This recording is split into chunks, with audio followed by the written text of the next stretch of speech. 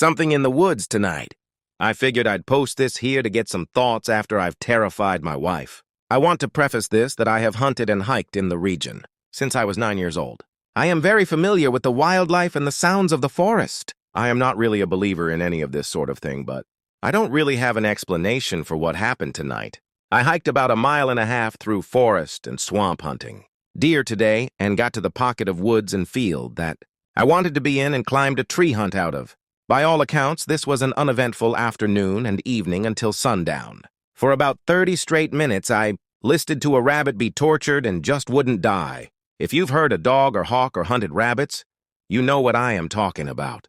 When they are distressed, they scream bloody murder, and this just seemed to continue forever. Naturally, this can make you on edge, but I figured a hawk got it and just wasn't killing it. Then the sound of a twig snapping and silence. The rabbit stopped. Through the thicket, I could make out a figure, vaguely deer-shaped, moving through the woods. About 35 yards away, so I grabbed my bow, but the undergrowth is far too thick for me to pick out much more than a rough outline. It walked behind a tree and disappeared.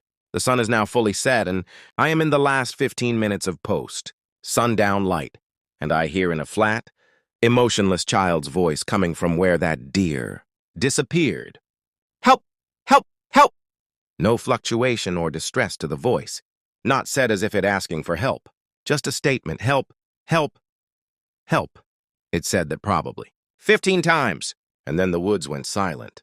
There wasn't even a breeze to make a sound. Then a crack of a limb of a tree snapping, and all hell broke loose in the woods. Squirrels, birds, and deer suddenly shot out of this woods, like bats out of hell, sounding like an absolute stampede through the forest. And then silence again.